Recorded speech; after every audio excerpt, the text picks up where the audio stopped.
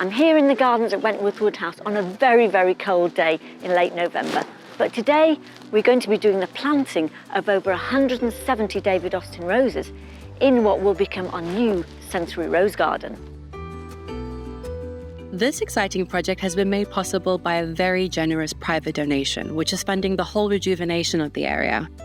And this secluded circular space, once known as the Mulberry Garden, will be transformed into a safe, beautiful and peaceful garden full of colour and rose scent.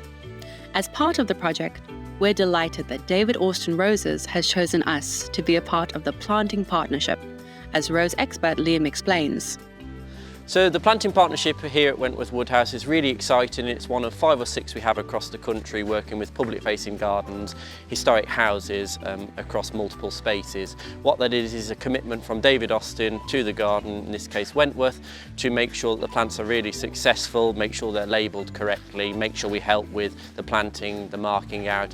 Wentworth then commit to preparing the soil, looking after the roses throughout the whole of the season and making sure they look as best as they can for the visitors when they come to visit. In the past few months, the garden design and rose varieties have been agreed, and much progress has been made on the structural renovation of the garden, including new metal edgings to the borders, removal of rusted iron railings, rebuilding the small border wall, and tackling the unsafe adjacent gateway. And the soil beds have been enriched, ready for planting. Today, Richard and Liam, senior consultants from David Austin Roses, are on site again to supervise our enthusiastic garden volunteers in planting the bare root plants throughout the garden. It's turned into a real masterclass in the preparation, planting and aftercare of roses. The most important thing to remember when planting a bare root rose is you see where the stems meet the roots, so that's the graft point. That should be around 2 inches, 5 centimetres below the ground.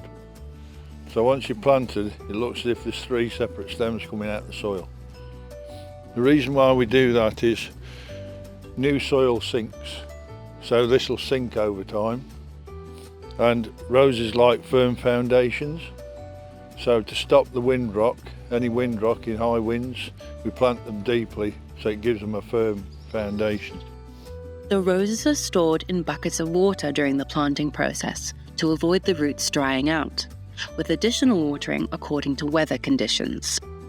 Before planting, each rose is sprinkled with mycorrhizal fungi to aid healthy root development, and the surrounding soil is secured using fists rather than boots, which could damage the tender stems.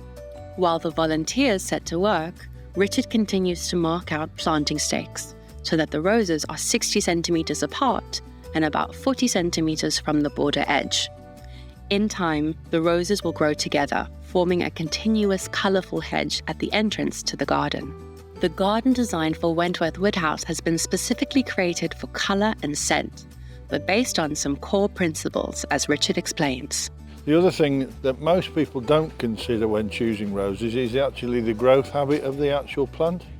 So most varieties have slightly different growth habits. Some might be very bushy, some might be very upright. So in the back border here, we've got some quite tall and upright varieties that are going to grow into each other to give you the illusion of a hedge essentially. It's quite narrow, so we've chosen those varieties quite specifically. Here we've got the Lark Ascending, which is a large apricot shrub rose with very open semi-double flowers, which will be really great for pollinators and have really great hips right through the winter. You could even spray 1 or 2 of the stems up the wall to give a sort of climbing effect. And then as we move down, you've got groups of 5 spraying into eventually Bring Me Sunshine, which is a new variety for 2022, a large cupped golden yellow flower with a really strong myrrh fragrance, which again will grow in to give you this continuous and seamless hedge all the way around the perimeter of the garden. Roses with a different habit, however, will feature in the more spacious central semicircular beds. This rose we're putting in here is the new variety for this year, David Austin, Emma Bridgewater. It's a shrub rose that gets to about 3.5 feet in height and spread in an apricot-y pink colour. Got a nice strong tea fragrance. The idea is here that all of these roses, these sort of 9 Emma Bridgewater, will grow into each other to give you the illusion of one larger shrub. So there'll be very little soil to see, which will keep weed pressure down. and encourage a nice full space.